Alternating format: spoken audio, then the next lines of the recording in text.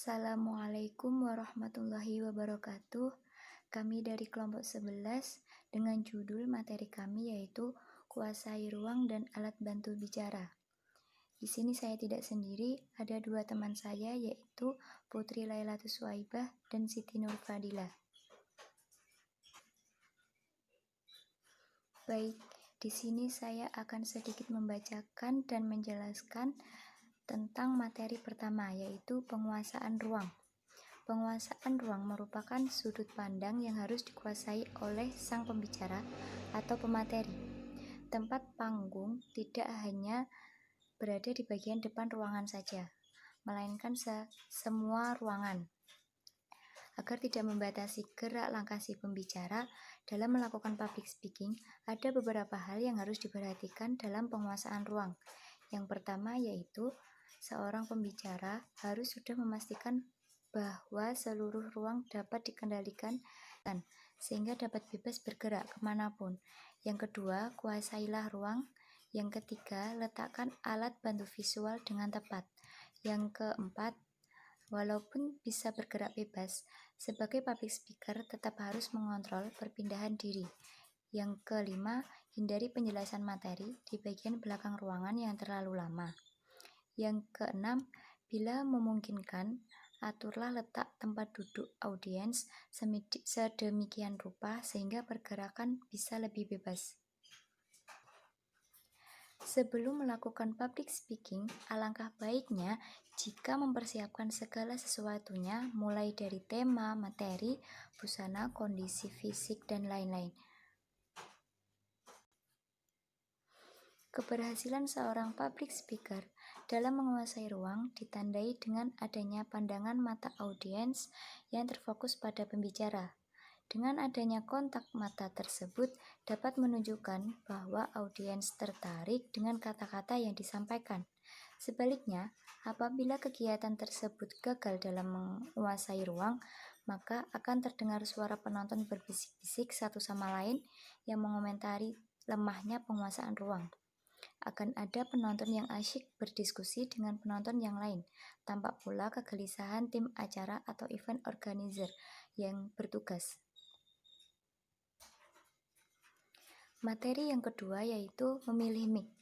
Dalam komunikasi publik, menggunakan mikrofon memang perlu digunakan sebagai alat bantu untuk mempermudah dan memperlancar penyampaian informasi dan di halayak umum.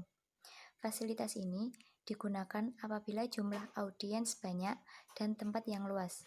Namun sebaliknya, jika audiens sedikit dan ruangan sempit, maka tidak diharuskan menggunakan mic. Secara umum, mikrofon dibagi menjadi dua jenis, yaitu yang pertama mikrofon dinamik, yang kedua mikrofon kondensor. Mikrofon memang harus menjadi sahabat terbaik pembicara ketika sedang menyampaikan aspirasi di depan publik, sebab alat itulah dapat menghemat energi suara yang dikeluarkan dengan tidak berbicara dengan lantang ataupun keras. Ada 3 contoh mikrofon. Yang pertama, hands-free wireless microphone. Mikrofon ini mempunyai kelebihan yaitu memudahkan pembicara bergerak kemana-mana yang ia inginkan karena tidak disertai kabel atau tiang yang terulur. Yang kedua, handy wireless microphone. Mikrofon ini berjenis mikrofon genggam yang banyak disukai oleh pembicara. Yang ketiga, kabel mikrofon. Mikrofon ini sangat mempunyai keterikatan dengan pembicara karena tidak terlalu bebas untuk bergerak. Oke, itu materi yang saya sampaikan. Materi selanjutnya akan disampaikan oleh dua teman saya. Kemudian bab selanjutnya yaitu jika mic bermasalah. Periksalah mikrofon sebelum acara dimulai dengan cara mengetuk mic perlahan. Namun apabila di tengah acara tiba-tiba mic mati, maka sebaiknya pembicara tidak perlu khawatir atau panik, tetapi segera berinteraksi kepada audiens dengan memberikan pertanyaan yang mengandung kehumoran dan mendekatlah ke arah audiens agar suara terdengar jelas, serta mencoba memperbaiki mic dengan mengetuk-ngetuknya agar mic mau menyala.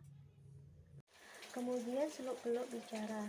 Area bicara merupakan area utama dalam penampilan public speaker yang harus mampu menguasai ketika tampil di atas panggung. Oleh karena itu, ada beberapa hal yang harus diperhatikan agar proses public speaking ini berjalan dengan baik dan lancar. Yang pertama, pastikan lantai panggung itu tidak bertilit. Maksudnya tidak bertilit itu kalau panggungnya menggunakan papan.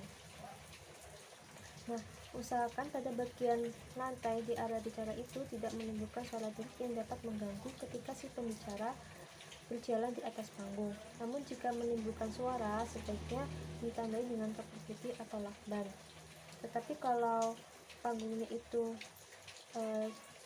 menggunakan berasal dari keramik, usahakan lantai tersebut dalam keadaan bersih dan tidak licin. Kemudian cek pintu-pintu. Pastikan pintu masuk dan keluar berada di depan si pembicara, atau lebih tepatnya di belakang audiens, untuk menghindari audiens yang datang terlambat, yang takutnya nanti dapat mengganggu dalam proses penyampaian materi. Kemudian pastikan jendela dalam keadaan tertutup. Apabila di dalam suatu ruangan itu memiliki banyak jendela, usahakan semua jendela ditutup dengan gorden. Namun jika tidak memungkinkan, aturlah posisi kursi audiens agar jendela tetap berada di belakang audiens untuk menghindari gangguan yang dapat mengalihkan perhatian audiens. Kemudian pastikan tempat duduk si pembicara berada di dekat panggung atau di barisan paling depan, agar mempermudah dan mempercepat langkah si pembicara dalam menuju ke panggung. Kemudian pilih tempat untuk rileks dengan tujuan untuk merelaksasikan si pembicara dalam merenggangkan otaknya serta sambil membaca kembali catatan materi yang akan disampaikan. Kemudian mengetahui posisi letak toilet sebagai antisipasi apabila ada panggilan alam sewaktu-waktu.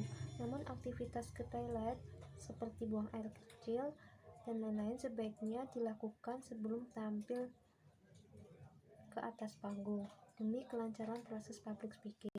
Selanjutnya, periksa area audiens. Usahakan datang lebih awal untuk mengetahui situasi ruang audiens secara menyeluruh. Pada saat pembicara berada di area audiens, gunakan waktu itu untuk mengecek kembali mic. Berpindah-pindahlah di area audiens sambil mengetes kualitas suara dari mikrofon guna menemukan perbedaan penerimaan suara dari mikrofon di area audiens. Sesuaikan tata suara sehingga audiens dapat memperoleh kualitas suara yang sama. Menggunakan alat bantu visual. Alat bantu visual memang begitu penting dalam suatu aktivitas public speaking karena memiliki hubungan yang begitu erat dengan sifat dasar diri manusia, yaitu dari aspek visualnya. Jika dibandingkan dengan indera yang lainnya, indera visual ini memiliki peran yang paling banyak dan paling sering digunakan manusia untuk menerima informasi yang ada. Di sisi lain, dengan adanya alat bantu visual dapat memberikan stimulus bagi para audien dalam suatu ranah public speaking, karena dapat memberikan sebuah daya tarik ketika adanya alat bantu visual diberikan dengan tampilan yang sesuai, menarik, simpel dengan apa yang disampaikan oleh sang pembicara. Dalam sebuah ranah komunikasi publik, perlu diciptakannya visualisasi agar informasi dapat tersampaikan kepada khalayak umum itu dengan mudah. Namun, dalam menciptakan alat bantu visual perlu dipertimbangkan dalam tujuan diadakannya dengan jelas, sehingga informasi atau pesan yang disampaikan itu dapat tersampaikan dengan baik pula. Dalam menciptakan visualisasi dalam komunikasi agar mendapatkan hasil yang baik perlu didukung dengan alat bantu visual atau juga alat dalam presentasi yang digunakan, yakni yang pertama adalah mikrofon. Mikrofon ini biasanya digunakan untuk keadaan public speaking berskala besar dengan audien yang berjumlah banyak. Tujuannya agar suara dari sang pembicara itu dapat leluasa didengar oleh para audien. Yang kedua adalah flip chart. Terus yang ketiga sekaligus yang terakhir itu adalah PowerPoint.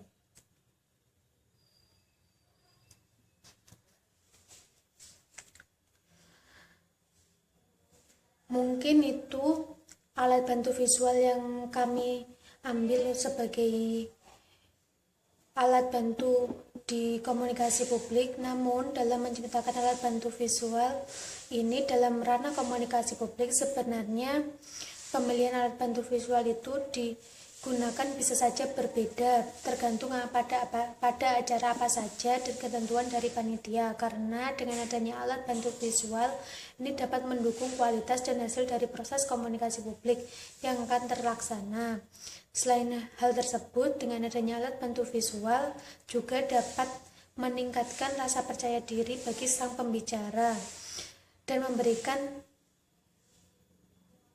memberikan informasi yang lebih baik lagi dapat diterima oleh khalayak umum atau para audiens.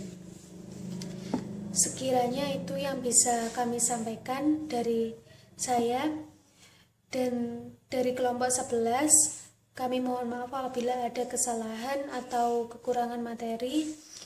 Sekiranya sekian, wassalamualaikum warahmatullahi wabarakatuh.